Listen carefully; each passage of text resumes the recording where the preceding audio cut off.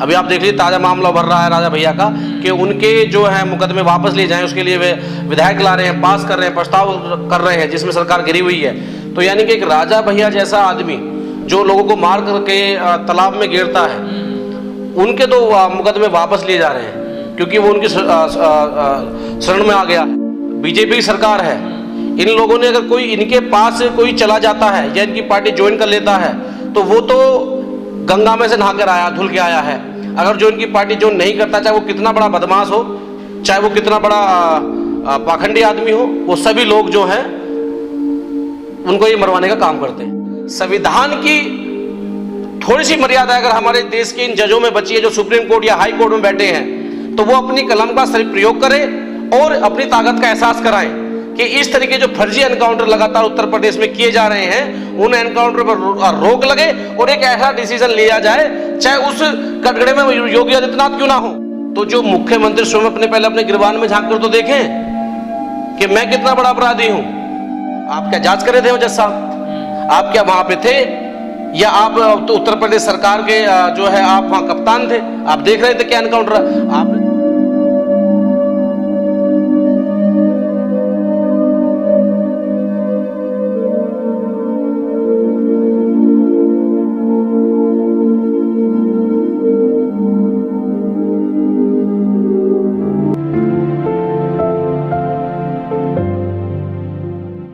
देखिए, ये जो एनकाउंटर है ये तो पूरे दुनिया को पता लग गया कि फर्जी एनकाउंटर है।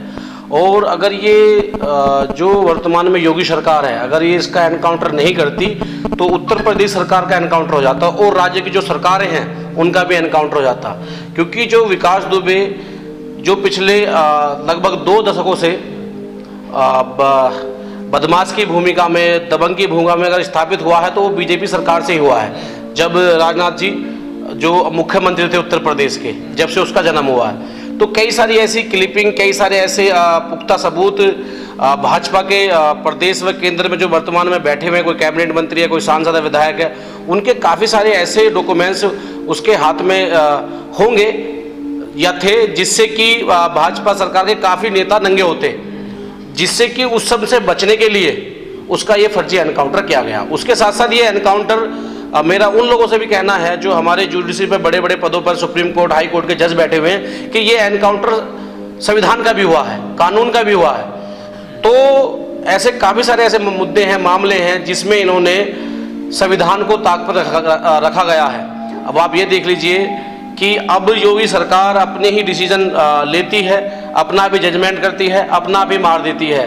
ना डिस्ट्रिक्ट कोर्ट है, ना हाई कोर्ट है, ना सुप्रीम कोर्ट, सब मर्यादाएं इन्होंने ख़त्म कर दी हैं। तो यानी कि पुलिस जो चाहेगी, जिसे चाहेगी वो उठाएगी, लिस्ट बनाएगी और मार देगी। और अगर वो बीजेपी में हैं तो वो उनके प्रस्ताव पास किए जाते हैं, और जो और पार्टी के लोग हैं या और जो लोग हैं, चाहे वो अपराधी भी हैं, तो अपराधी का एक तरीका होता है, वो पुलिस अरेस्ट करेगी, केस चलेगा, जजमेंट होगा और जब जाकर के उनको दोषियों पे कार्रवाई की जाएगी। तो ये नहीं, आप भी मानते इस बात को कि योगी सरकार ब्राह्मणों को जानबूझकर निशाना बना रही है, उनका एनकाउंटर कर रही है, जैसे लोग कहते हैं? देखिए, मैं ब्राह्मणों तो नहीं कहूंगा, लेकिन जिन ब्राह्मणों के हाथ में इन नेताओं की कुंडली है, इन कच्छेधारों की कुंडली जिनके हाथ में है, और वो कहीं ना कहीं अभी सरकार से त्रास्त हो गए हैं या इनका काम नहीं कर रहे हैं, अगर वो किसी और पार्टी में जा रहे हैं, जैसे विकास दुबे केस में आपने देखा होगा कि वो जब तक बीजेपी में रहे, जब तक तो सेफ रहे। जैसे उन्होंने सपा की तरफ रुख करा, जो मैंने सोशल मीडिया से जाना है और मीडिया चैनलों में दिखाया है, तो उसका एनकाउंटर कर दिया गया। तो ऐसी जो ब्राह्मण चेहरे हैं या अदर जो भी पर्सन हैं, वो सभी को अगर वो बीजेपी में हैं तो सेफ है। अगर वो बीजेपी में अलग जा रहे हैं और उनके पास इन नेताओं की कुंडली हाथ में है, तो कहीं वो कुंडली खोल ना दे, कहीं वो पर्दाफाश ना हो जाए, कहीं इनकी सरकार ना गिर जाए, कहीं इनके नेता नंगे ना हो जाए, इस वजह से ये एनकाउंटर किए जा रहे हैं। न्यायपालिका का मुख्य काम ये होता है कि जब कोई सरकार मनमर्जी पा जाए तो राष्ट्रपति शासन लगाकर उसको सरकार को गिराया जाए और उसको नस्तनाबूद किया जाए, तो पुनः चुनाव किया जाए। उत्तर प्रदेश के हालात तो ऐसे हैं कि आए दिन रेप, बलात्कार, लूट, मारपीट चलती रहती है। उसके बाद जो ये फर्जी एनकाउंटर हुए, इनमें जांच चल रही है। विकास दुबे वाले मामले में वो कह रहा है मध्य प्रदेश में कि मैं विकास दुबे हूँ कानपुर वाला, उसके बाद एसटीएफ की टीम ठाकर लाती है, गाड़ी पलट जाती है, जिस गाड़ी में बैठता है वो गाड़ी नहीं होती, दूसरी गाड़ी होती है, उसके बाद में उसके पैर में रोड है, वो भग नहीं सकता, उसे भगना होता तो वो मंदिर से भगता, और वहाँ गोली चलती है, वो सीने पे दिखाई देती है, जब आदमी पीठ के पीछे गोली चलेगी तो सामने कैसे आ जाएगी। तो ये सब कानून को गुमराह करने के लिए, कानून को मूर्ख बनाने के लिए, कि जो जज बैठे हैं वो पागल हैं, वो मूर्ख हैं, उन्हें कुछ नहीं पता। तो ये तो अब सीधा जज वर्सेस मुख्यमंत्री योगी आदित्यनाथ हो गया है, supreme court versus Uttar Pradesh सरकार हो गया है। मनमानी उत्तर प्रदेश की पुलिस ने और योगी आदित्यनाथ सरकार ने की थी, तो मुख्यमंत्री को कटघरे में खड़ा किया गया। अब आप कसाब वाला मामला देख लीजिए। कसाब वाले मामले में आप लोगों ने आम जनता का पैसा करोड़ों रुपया खर्च करके आपने उसमें जांच की, और उस जांच में क्या निकल के आया कि वो पाकिस्तान से आए थे। ये तो दुनिया जानती थी, देश जानता था, लेकिन कई करोड़ रुपया आपने खर्च करा उसकी सुरक्षा के लिए। उससे पूछताछ सालों साल चलती रही, और सिर्फ इसलिए चलती रही क्योंकि वो किसी अदर कंट्री से जुड़ा मामला था। हमारे लिए वो घातक नहीं है जो दूसरी कंट्री में बैठे हैं, हमारे लिए वो घातक है जो हमारी कंट्री में बैठ करके, हमारे देश में बैठ करके हमको खोखला कर रहे हैं। तो ये वो लोग विकास दुबे जैसे हैं जिन्होंने सिस्टम को तो खोखला किया, लेकिन भाजपा के नेताओं को अपने हाथ में लेकर काम किया। तो कहीं ना कहीं अगर ये विकास दुबे जैसे लोग अगर ये कानून के सामने जाते, तो जो डायरियां हैं, जो सीडियां हैं, जो रिकॉर्डिंग है, ऐसे कितने सारे मामले हैं, कितनी सारी प्रॉपर्टियां हैं जिनमें भाजपा के नेता के साथ उनकी डील हुई है, संपत्ति में उनके नाम है, तो सब चीजें खुलती।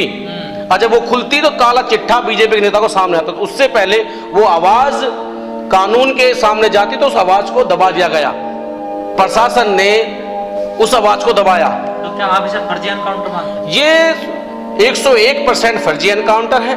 इसका अगर आप इस एनकाउंटर की अगर आप सीबीआई जांच कराएंगे तो इसमें योगी आदित्यनाथ की सरकार का दोहरा चेहरा सामने आएगा, और कितने सारे नेता नंगे होंगे। लेकिन अब हम उम्मीद किससे रखें? केंद्र में बीजेपी की सरकार, राज्य में बीजेपी सरकार, और सीबीआई तोता इन्होंने अपने हाथ में रख रखा है। अगर किसी और स्टेट में किसी अदर सरकार है तो वहां तो आप देखिएगा ईडी की जांच हो जाएगी, सीबीआई जांच हो जाएगी, और तमाम ऐसी सरकारी मशीनरी पीछे पड़ जाएंगी। लेकिन अगर इनकी सरकार जिस राज्य में है बीजेपी की, वहां चाहे कितना ही अत्याचार होता रहे, चाहे वो गरीब जनता पे हो, किसान पे हो, मजदूर पे हो, दलितों पे हो, भोजनों पे हो, या किसी वर्ग पे हो, तो कोई फर्क इन लोगों को नहीं पड़ता। अगर आप भावुक होकर देखेंगे तो साहब संविधान या कानून भावुक होकर नहीं चलता। संविधान का एक सिस्टम है, बाबा साहब डॉक्टर अम्बेडकर जी ने एक सिस्टम बनाया है। यानी कि जो हम ये भी कह सकते हैं कि आज जो जजमेंट कर रहे हैं, जो जज बैठे हैं, कहीं ना कहीं उनकी विचारधारा भी इस वर्तमान में जो कानून विरोधी सरकार है वो भी कहीं ना कहीं लुप्त नजर आते हैं। अब एक बात बताइए, अगर जजमेंट ये, भाई आपका क्या तरीका है? आप क्या जांच कर रहे थे जज साहब? आप क्या वहां पे थे, या आप तो उत्तर प्रदेश सरकार के जो है आप वहां कप्तान थे? आप देख रहे थे क्या एनकाउंटर? आपने जो वो पढ़ी उसमें आप सबूत मंगाते, सीडी मंगाते, जांच होती, आप टीम गठित करते, आपने जजमेंट दे दिया। तो इसका मतलब ये जो गगोई वाला आपने मामला देखा कि राम मंदिर का जजमेंट आया और आप राज्यसभा पहुंच गए, ये हालात है। तो यानी कि अब तो ये समझ लीजिए कि देश में अगर जो लोग बेचारे मजदूर किसान हैं, जो लोग अपना 8 घंटे काम करके अपना पेट पाल रहे हैं, उनके लिए संविधान जिंदा है।